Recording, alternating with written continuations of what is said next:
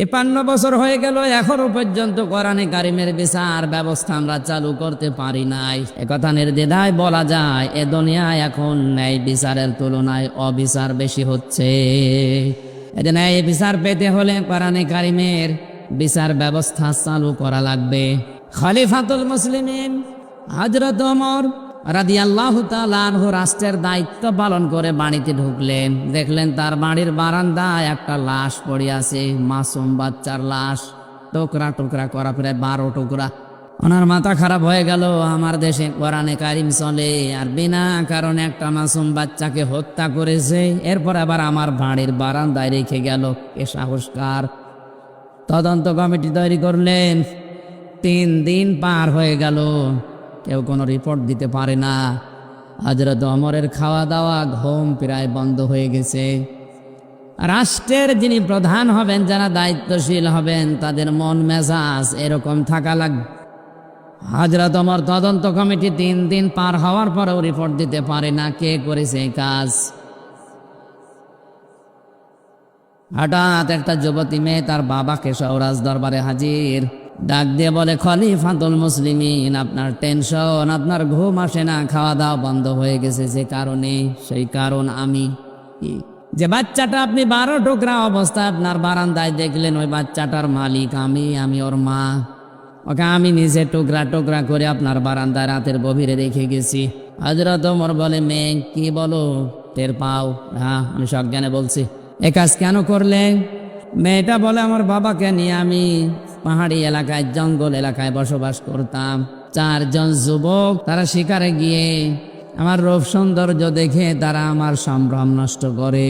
আমি শেষ পর্যন্ত গর্ভবতী হয়ে যাই। সন্তানটা দুনিয়ায় আসার পরে চিন্তা করলাম, কোরআনের আয়াত আমার সামনে দাঁড়িয়ে, ওতুল্লিম বাদা যালিকা জানিম। সূরা কলমের 13 নম্বর আয়াতে আল্লাহ জানিয়েছেন, হে নবী, আপনি দেখবেন যুগে যুগে ডাইরেক্ট ইনডাইরেক্ট আমার কোরআনের বিরুদ্ধে যারা অবস্থান নেবে, এগুলো অবৈধ, জারদ, বজ মেজাজি।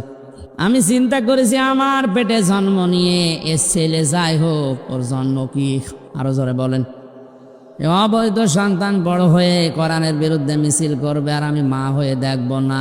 এই জন্য ওরা আমি নিজে টুকরা করেছি। হযরত ওমর ডাক দিলেন, কেন তুমি পালিয়ে থাকতে পারলে না? 3 দিন পরে আসলে, প্রথম দিন আসলে না কেন? মেয়েটা বলে, খলিফা, আমি আসি না এই কারণে, আমারও শয়তান ধোঁকা দিয়েছিল যে বেঁচে যাবি, ধরতে পারবে না।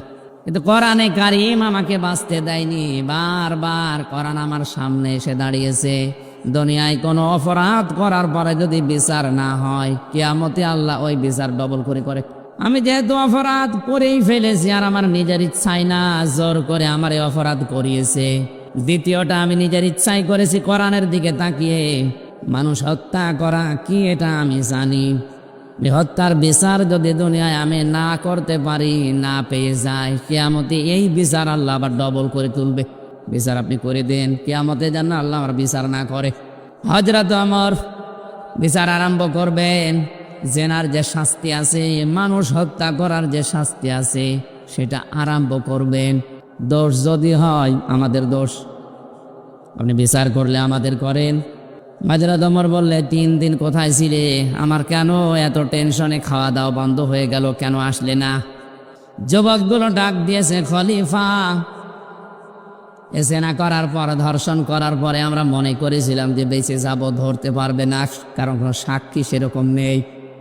বাইরে যাওয়ার পরে কোরআনে কারিম আমাদেরকে বারবার তাড়ায় যে দুনিয়াতে যদি গুনার বিচার না হয়, কিয়ামতে কিন্তু আল্লাহ এই বিচার ডবল করে করবে।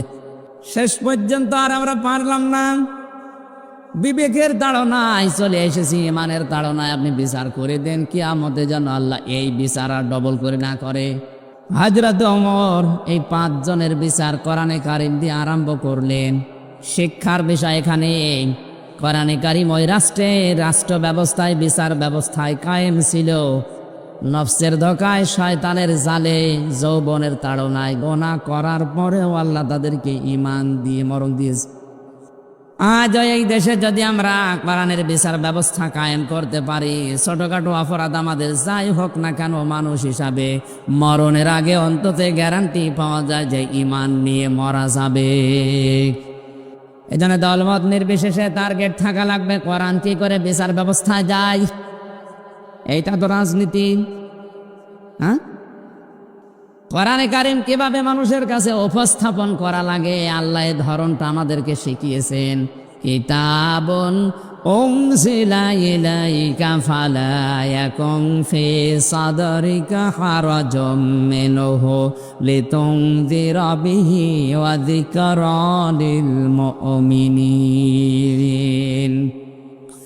আল্লাহ পাক বলেন, এই যে একটা কিতাব আপনাকে দিলাম, এটা শুধু চুমা খাবেন আর টাকের উপরে রেখে দেবেন?